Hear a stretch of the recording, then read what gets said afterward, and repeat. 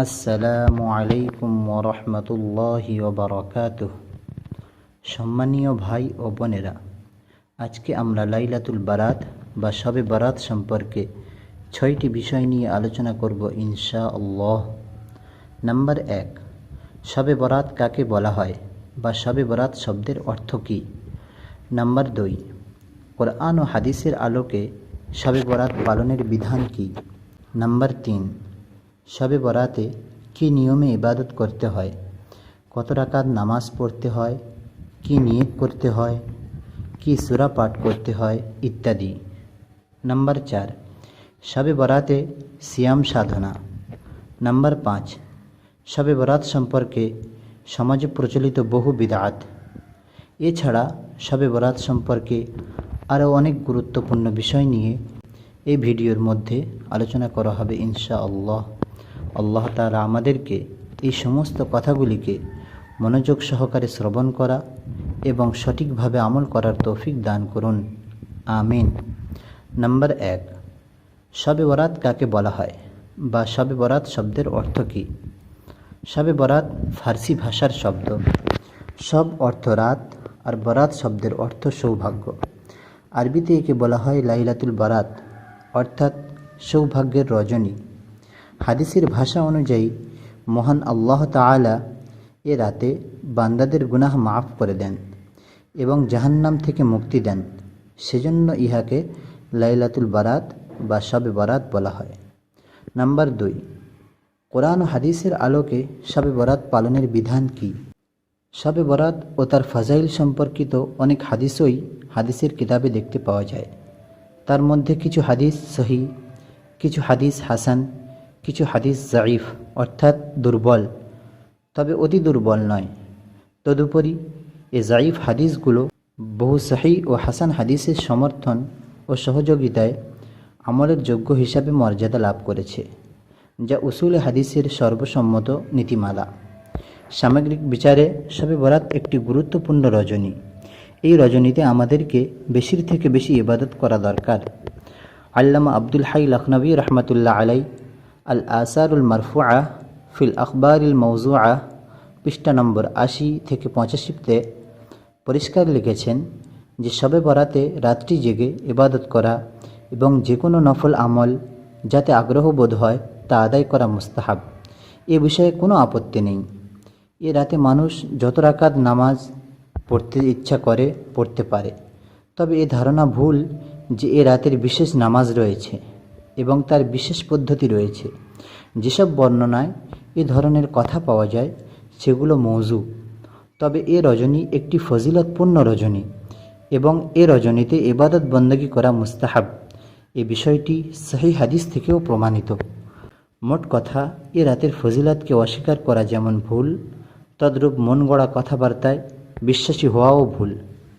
Number 3, লাইলাতুল বারাতের গুরুত্ব ও ফজিলত। এ রাত মহিমান্বিত এক রাত। এ রাতে অসংখ্য বান্দা মহান আল্লাহর পক্ষ থেকে ক্ষমা ও কল্যাণ লাভ করেন। প্রতি বছর হিজরি ক্যালেন্ডারের শাবান মাসের 14 তারিখ দিবাগত রাতে শবে বরাত পালন করা হয়। রাসূলুল্লাহ সাল্লাল্লাহু আলাইহি ওয়াসাল্লাম বলেন, এটা হলো অর্ধ শাবানের রাত।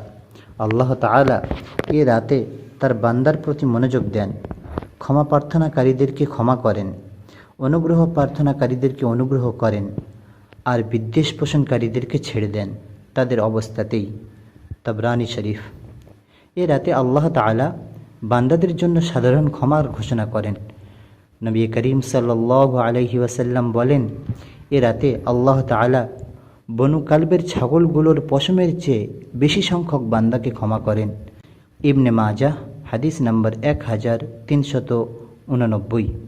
ইহা ছাড়া আরও বহু ফজিলত হাদিসের কিতাবের মধ্যে উল্লেখ করা হয়েছে। সবগুলোকে এই সংক্ষিপ্ত ভিডিওর মধ্যে আলোচনা করা সম্ভব নয়। নাম্বার 4, শবে বরাতে নামাজের নিয়ম। শবে বরাতে রাত জেগে নফল নামাজ পড়তে বলেছেন নবীজি সাল্লাল্লাহু আলাইহি ওয়াসাল্লাম। এ রাতের আলাদা কোনো নামাজ নেই। নফল নামাজই যে যত পারি পড়ব। অন্যান্য নফল নামাজ যেভাবে পড়া হয় এদিন রাতেও সেভাবে নফল নামাজ পড়তে হবে। আলাদা করে কোনো নিয়ত করতে হবে না, আলাদা কোনো নিয়মও নেই। নাম্বার 5, শবে বরাতের রোজা আসলে কয়টি, কোন দিন রাখতে হবে এসব বিষয়ে অনেকের প্রশ্ন থাকে। শবে বরাতের রোজা সম্বন্ধে সুনানে ইবনে মাজা শরীফে একটি হাদিস বর্ণিত আছে। রসুল করিম সাল্লাল্লাহু আলাইহি ওয়াসাল্লাম বলেন, যখন শাবানের মধ্য দিবস আসে তখন তোমরা রাতে নফল ইবাদত করো ও দিনে রোজা পালন করো।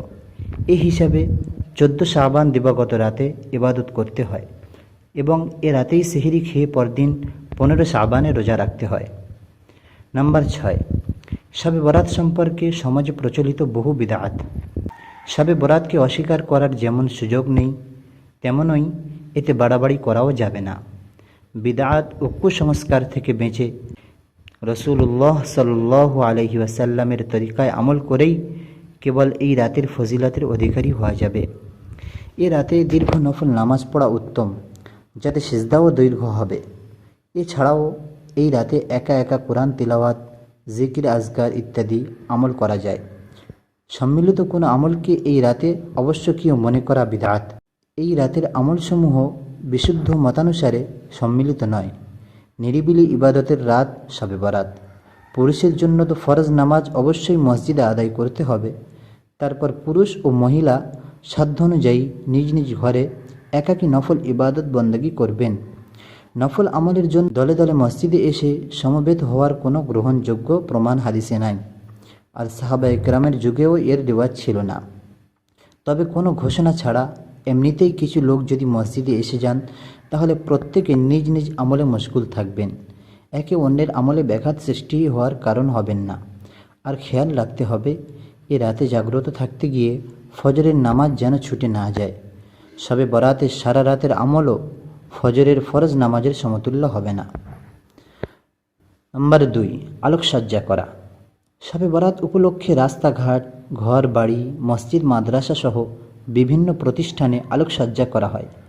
এগুলো সম্পূর্ণ বিদআত। এমনকি মসজিদে আলোকসজ্জা করাও বিদআত। এসব কাজে একদিকে লাখ লাখ টাকা অপচয় করা হয়, অন্যদিকে এগুলো অগ্নি পূজকদের সঙ্গে সাদৃশ্যপূর্ণ। নাম্বার 3, আতশবাজি করা। কেউ কেউ শবে বরাত উপলক্ষে হাজার হাজার টাকা ব্যয় করে আতশবাজির ব্যবস্থা করেন, অথচ ইসলামে এর কোনো ভিত্তি নেই। এটি নিতান্তই কুসংস্কার। নাম্বার 4, হালুয়া রুটি খাওয়া। শবে বরাত উপলক্ষে ঘরে ঘরে হালুয়া রুটি খাওয়ার হিড়িক পড়ে যায়। সেদিন গরিব মানুষও টাকা ঋণ করে হলেও একবেলা গোশত কিনে খায়। তারা মনে করে সেদিন যদি ভালো খাবার খাওয়া যায় তাহলে সারা বছর ভালো খাবার খাওয়া যাবে। এটি একটি ভিত্তিহীন কথা। কোরআন হাদিসে এর কোনো উল্লেখ নেই। নাম্বার 5, মৃতদের আত্মা দুনিয়ায় পুণ্য আগমন করে। শবে বরাত উপলক্ষে কোনো কোনো এলাকায় নারীরা ঘর বাড়ি পরিষ্কার পরিচ্ছন্ন করে আতর সুগন্ধি লাগিয়ে পরিপাটি করে রাখে। বিশেষ করে বিধবা নারীরা এমনটি করেন। এমনকি তারা কিছু খাবার এক টুকরো কাপড়ে বেঁধে ঘরে ঝুলিয়ে রাখেন।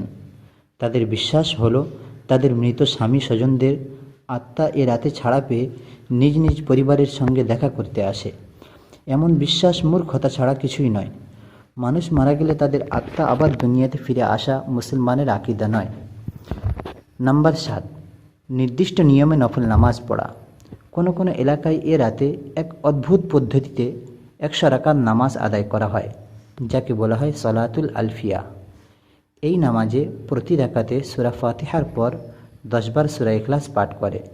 100 রাকাত নামাজে মোট 1000 বার সূরা ইখলাস পাঠ করতে হয়। ইসলামে নামাজ পড়ার এ ধরনের নিয়ম সম্পূর্ণ নতুন আবিষ্কৃত বিদআত। এ ব্যাপারে সব যুগের সব আলেম একমত। ইহা ছাড়া শবে বরাত নিয়ে সমাজে আরও বহু বিদআত প্রচলিত আছে, যেগুলির বিষয়ে শরিয়াতে কোনো দৃষ্টান্ত পাওয়া যায় না। তাই আমরা এই পুণ্যময় রাতটি বিদআত ও কুসংস্কার মুক্তভাবে এবং রাসূলুল্লাহ সাল্লাল্লাহু আলাইহি ওয়াসাল্লামের দিক নির্দেশনা অনুযায়ী ইবাদত বন্দেগীতে কাটানোর চেষ্টা করব ইনশাআল্লাহ। আল্লাহ তাআলা আমাদের সবাইকে সঠিকভাবে আমল করার তৌফিক দান করুন। আমিন সুম্মা আমিন। ওয়া আখিরু দাওয়ানা আনিল হামদুলিল্লাহি রাব্বিল আলামিন।